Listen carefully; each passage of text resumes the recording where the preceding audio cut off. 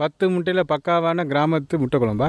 நம்ம மாஸ்டர் வந்து பக்காவாக ரெடி பண்ணி கொடுத்துருக்காரு முட்டை குழம்பு. சூப்பராக இருக்குது. அந்த அரவை சேர்த்து அந்த அரவை வந்து நம்ம வந்து பச்சையாக தான் அரைச்சிருக்கோம். அந்த எண்ணெயில் போட்டு அந்த வதக்கினது அந்த பச்சை வடையெல்லாம் இல்லாமல் சும்மா சூப்பராக வந்துருக்கு. நம்ம மாமியார் வச்சதை விட சூப்பராக இருக்குன்னு சொன்னீங்கல்ல கேமரா ஆஃப் பண்ணப்போ. இவரோட சின்ன மாமியார் தானே? அதை தான் சொல்கிறேன். வணக்கம் கட்டுறது கையில் நேர்களே. 10 முட்டையில் பக்காவான கிராமத்து முட்டை குழம்பா? சிட்டி நகரத்து முட்டை குழம்பு. நம்ம முட்டை குழம்புக்கு போகிறதுக்கு முன்னாடி ஆயாக்கிட்ட ஒரு பழமொழி கேட்குறாங்க. அதுக்கு உண்டான அர்த்தம் கரெக்டாக சொல்கிறாங்க. நானே கேட்டு 3 நாளாச்சுன்னா அதுக்குண்டான பதிலே என்ன என்கிட்ட வரல. அவங்க கிராமத்தில் ஏதோ பொருளுக்கு சொல்லுவாங்களா? என்ன கேட்டீங்க? புட்டாமா. புட்டாமா. புட்டாமா என்றால் என்னன்னு கேட்குறாங்க. தெரியலிங்க. எனக்கு தெரிஞ்சு புட்டுமானா இலங்கையில் சொல்லுவாங்க. புட்டுமானா? புட்டுமானா புட்டு மாவுன்னு அர்த்தம். புட்டுமா, அரிசிமா, கேப்பமா அப்படின்வாங்க. அதுவும் கிராமம். நான் சொல்றது ரொம்ப ஒரு பழைய காலத்துல.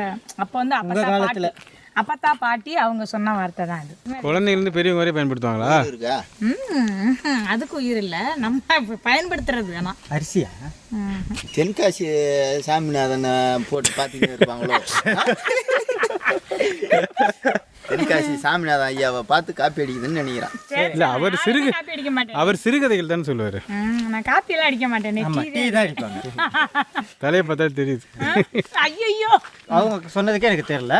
நான் சொல்றதுக்கு கண்டிப்பா உங்களுக்கு தெரியும். ஏன்னா பழமொழி அப்படின்றது அந்த காலத்துல பாட்டிங்க தாத்தாங்க நம்மளுக்காக விட்டு போனது. அது நாளடைவுல மாறிடுச்சு.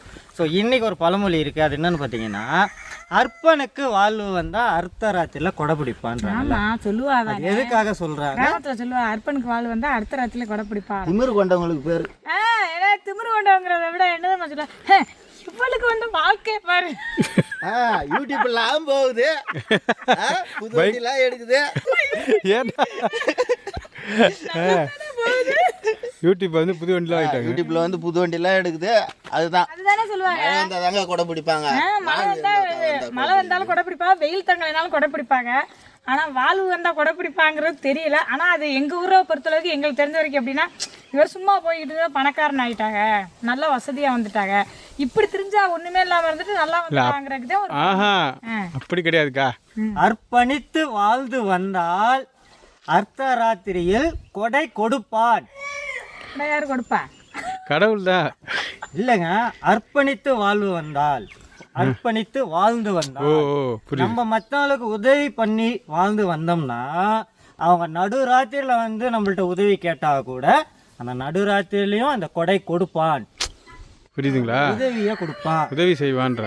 எனக்கு வெயில் ரொம்ப தாங்க முடியல, ஒரு கொடை ஒன்று கூட. நாங்களே வண்டிக்கு பெட்ரோல் போட முடியாம தண்ணி வச்சுட்டு இருக்கிறோம். இந்த வண்டிக்கு இதுதாங்க உண்மையான அர்த்தம். இதை தான் நிறைய பேர் வந்து மாற்றி சொல்கிறாங்க. இன்னைக்கு நம்ம எடுத்துருக்கிறது 10 முட்டைங்க. 10 முட்டையை வச்சு ஒரு அரவையை வச்சு ஒரு பக்காவான முட்டை குழம்பு எப்படி செய்கிறது தான் பார்க்க போகிறாங்க. இதுக்கு முக்கியம் பார்த்தோம்னா ஒரு அரவை. இன்னொன்று பார்த்தோம்னா நிறைய பேருக்கு அந்த முட்டை கவிச்சி வந்து பிடிக்காதுன்னு. ஸோ அந்த முட்டை கவிச்சியை இல்லாமல் எப்படி செய்கிறதுன்னு தான் இன்றைக்கி காணொலி. புட்டாமான பவுடரா? குழந்தைங்களுக்கு அடிக்கிற பவுடரா இல்லை பெரியவங்களுக்கு அடிக்கிற பவுடரா? ரெண்டுமே ஒரே இதுதான், பேர் தான் வரும். 2 பேருமே யூஸ் பண்ணுற பவுடர் தான் அது. எப்படி சொல்லுவீங்க? புட்டாமான்னு சொல்லுவாங்க. புட்டாமா எடுத்து அடினீங்களா? அப்போ அவங்க அப்பத்தா பாட்டி அவங்க காலத்தில் என்ன எப்படி சொல்லுவாங்க, இப்போ குழந்தை குளியாட்டிட்டானா குளியாட்டிட்டு இந்த புட்டாமா எடுத்து அடிச்சு விடேண்டி, ஏன்டி எப்படியே வச்சிருக்கேன்னா துவட்டிட்டு சளி பிடிச்சிக்கிறோம். நல்லா பவுடர் போட்டால் சளி பிடிக்காது. இல்லை, அந்த ஈரத்தெல்லாம் இழுத்துருங்களா? இஞ்சி இல்லை, இஞ்சுமா மூக்கில் அடிப்பாங்க. 10 முட்டையை வச்சு பக்காவான ஒரு குழம்பு செய்ய போகிறோம். வாங்க பார்க்கலாம். சுத்தமான எள்ளெண்ணெய், நறுக்கி வச்ச பெரிய வெங்காயம், நறுக்கி வச்ச இஞ்சி, உரித்து வச்ச பூண்டு, புதினா இலை, கடுகு கலப்பு, சோம்பு, கருவேப்பிலை, தக்காளி, முட்டை, மஞ்சள் தூள், தனி மிளகாய் தூள், காஷ்மீரி மிளகாய் தூள், கரம் மசாலா தூள், மல்லித்தூள், கல் உப்பு, தயிர். ஃபஸ்ட்டு 10 முட்டையை 10 நிமிஷம் வேக வச்சு எடுக்க போகிறோங்க. 10 சக்கு தண்ணி ஊற்றுறீங்க? ஆமாண்ணே, 10 சக்கு ஊற்றணுங்க. அப்போ தானே. ஆமாம், ஒரு முட்டைக்கு ஒரு சக்கு. ஆயா அடிக்கடி ஒரு பழமொழி சொல்லுவாங்க, பூமுட்டைனா. அது பழமொழியா? வாஸ்டே இங்கே கூப்பிட்டுறீங்களா? போச்சு. இதுக்கு கரெக்டாக பதில் சொல்லிட்டாங்கன்னா நான் கூ முட்டை நானே ஒத்துக்கிறேங்க. ஐயோ, எதுல நானே ஒத்துக்கிறேங்க. இவங்க அடிக்கடி சொல்கிற ஒரு பழமொழி தான், மாமியார் உடைச்சா மண்சட்டி, மருமக உடைச்சா பொன்சட்டின்னுவாங்க. அது எதுக்கு சொல்றாங்க, எதனால சொல்றாங்கன்னு சொல்லுங்க. சின்ன மாமியாரா பெரிய மாமியாரானே? பொதுவாகவே மாமியார் அப்படிதானே சொல்றீங்க பழமொழியில. முட்டையை உள்ளே வச்சிடலாம். யோசிக்கிறேன். ரெடி ஆயிட்டீங்களா? சொல்றதுக்கு தயார். கல் உப்புங்க.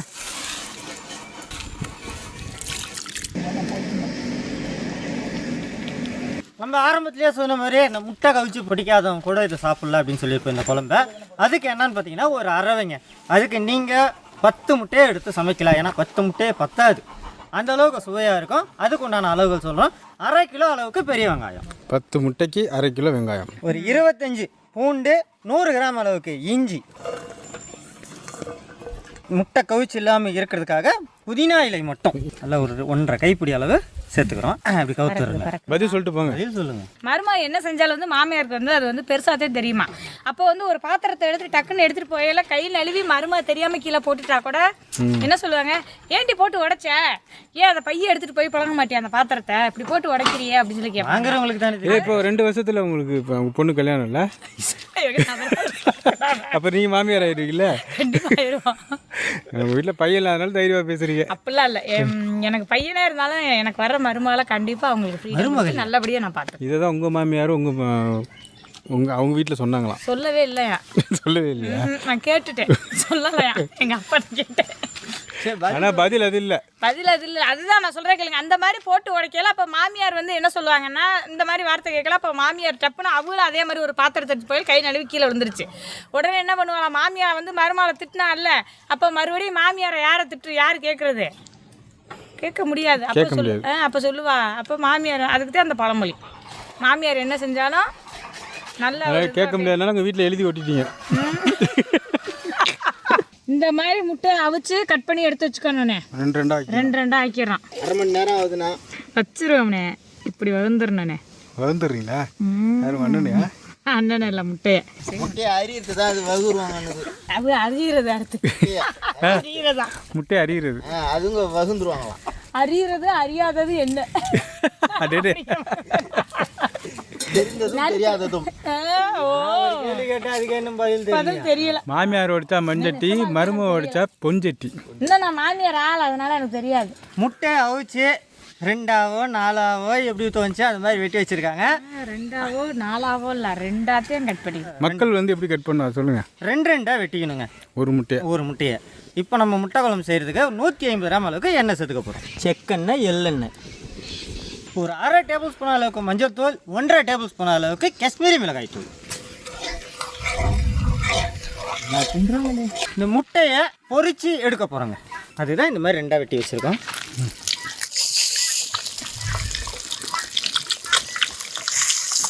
அப்படியே திருப்பிக்கிறேங்க. இந்த அளவுக்கு வந்தால் போதும். இதெல்லாம் எடுத்துலாம். ஆமாம், எடுத்துடலாங்க. எடுக்க சொன்னேன், வேண்டாம் உங்கள் கையால் எடுத்துங்கன்றாங்க. சமைக்கிறவங்க எடுத்தா தானே கை பக்குவம் கரெக்டாக வரும். இப்போ அது சாப்பிட்றதுக்கு தான் வெயிட் பண்ணுது போல இருக்கு. ஆமாம், எடுத்து வச்சுங்க.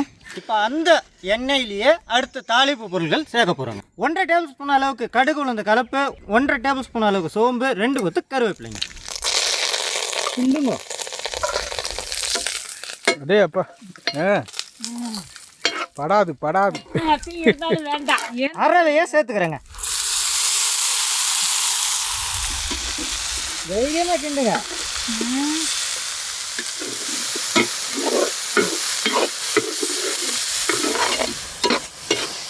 மசாலா ஒன்று மாறி இருக்கியா? ஆமாண்ணே.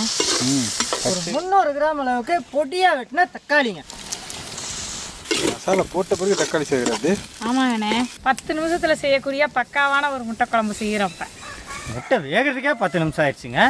அதை உரிக்கிறதுக்கு 5 நிமிஷம், அதை வெட்டுறதுக்கு 5 நிமிஷம், இதுவே 20 நிமிஷம் போயிடுச்சு. இந்த 20 நிமிஷத்தில் நான் ஒரு 50லேருந்து 60 பேருக்கு பிரியாணியை தான் போட்டுருவேன். அதுதான் மாஸ்டர், 50 பேருக்கு செஞ்சு காட்டுறதே மாஸ்டர். அடுத்து பார்த்தோம்னா மசாலா தூள்கள் சேர்க்க போகிறோம். ஒரு 2 டேபிள் ஸ்பூன் அளவுக்கு தனி மிளகாய் தூள், 2 டேபிள் ஸ்பூன் அளவுக்கு கரம் மசாலா, 4 டேபிள் ஸ்பூன் அளவுக்கு மல்லித்தூள். கரம் மசாலா, மல்லித்தூள். சீக்கிரம் கிண்டுங்க, மழை வர மாதிரி இருக்கு. கிண்டிடலாமே. அடுத்து ஒரு 3 ஸ்பூன் அளவுக்குங்க, அதாவது ஒரு 100 கிராம் அளவுக்கு தயிர். சிலுன்னு அடிக்குது, காற்று எங்கேயோ மழை பெய்யுது. எங்கேயோ இடி இடிக்க எங்கேயோ மழை பெய்யுதுன்னு சொல்லுவாங்க. இப்படி சொல்ல மாட்டாங்க. யார் காட்டிலையும் மழை பெய்யுதுன்னு நம்ம இந்த குழம்புக்கு தேவையான அளவு தண்ணி சேர்த்துக்கிறோம். கொஞ்ச நேரம் வெயிட் பண்ணால் மழையே பெய்யும்.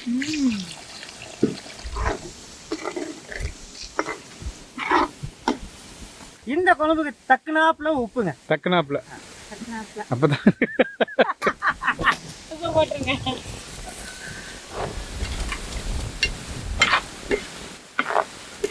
அவ்வளோதாங்க, முட்டை குழம்பு தயாருங்க. இப்போ நம்ம அந்த முட்டை இறக்கிட்டா முடிஞ்சு. வறுத்த பொரிச்ச முட்டையே உள்ள சேர்க்குறோமா? ஆமாங்க.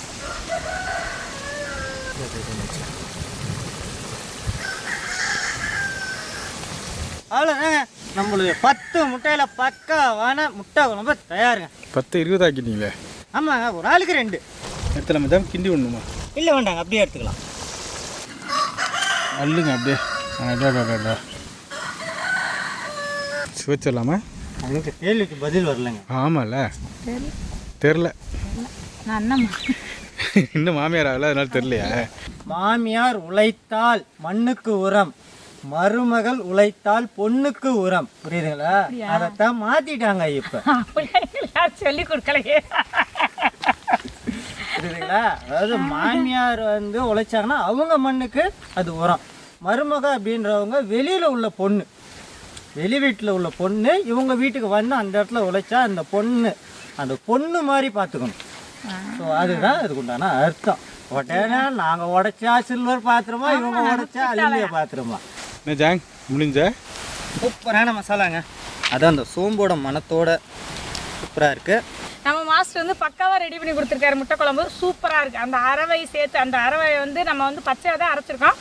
அந்த எண்ணெயில் போட்டு அந்த வதக்கினது அந்த பச்சை வடையெல்லாம் இல்லாமல் சும்மா சூப்பராக வந்திருக்கு. நம்ம மாமியார் வச்சதை விட சூப்பராக இருக்குன்னு சொன்னீங்கல்ல கேமரா ஆஃப் பண்ணப்போ. சின்ன மாமியார் தானே? அதை தான் சொல்கிறேன். நம்ம ஆரம்பத்திலே சொன்ன மாதிரி அந்த கவுச்சி வாடையே கிடையாதுங்க. முட்டைக்கு வந்து அந்த மஞ்சள் கருவோட சேர்க்கும் போது அந்த கவுச்சி வாடை இருக்கணுவாங்க. இதில் அந்த கவுச்சி வாடையே இல்லை. காரணம் என்னென்னா அந்த புதினா. அது போக நம்ம போட்ட மசாலாக்கள் சூப்பராக இருக்குது. அங்கங்கே தட்டு போடுற தக்காளி நல்லாவே சூப்பராக ஒரு சிறு புளிப்போடு இருக்குங்க. அதுவும் அந்த முட்டையில் உள்ள அந்த சிறு காரம் சூப்பராக இருக்குது இந்த முட்டை சாப்பிட்றதுக்கு. இதே மாதிரி நீங்களும் வீட்டில் செஞ்சு பாருங்கள். நாங்கள் இதே மாதிரி செஞ்சு சாப்பிட்டுட்டு வந்தேன். சூப்பராக சுவையாக வந்திருக்கு. இதே அறவையை நீங்களும் ட்ரை பண்ணுங்கள். வழக்கம் போல் இன்றைக்கி ஒரு அருமையான சமையல் நிகழ்ச்சி காட்டினதாக கட்டுறது கையில் ரொம்ப சந்தோஷப்படுறோம். இதே போல் வித்தியாசமான சமையல்கள்லாம் தொடர்ந்து வர உங்களுக்காக காத்துட்ருக்கு. அதுக்கு நீங்கள் செய்ய வேண்டியதெல்லாம் நம்ம கட்டுறது கையில் சேனலில் லைக் பண்ணுங்கள், ஷேர் பண்ணுங்கள், கமெண்ட் பண்ணுங்கள், சப்ஸ்கிரைப் பண்ணுங்கள், மறந்துடாமல் பெல் பட்டனை ப்ரெஸ் பண்ணுங்கள். ஃபேஸ்புக்கில் பேஜ் இருக்குது, அந்த பேஜை லைக் பண்ணுங்கள், ஷேர் பண்ணுங்கள், ஃபாலோ பண்ணுங்கள். இன்ஸ்டாகிராம்லேயும் பேஜ் இருக்குது, கட்டுறது கையில் பாண்டி, அந்த பேஜை லைக் பண்ணுங்கள், ஷேர் பண்ணுங்கள், ஃபாலோ பண்ணுங்கள்.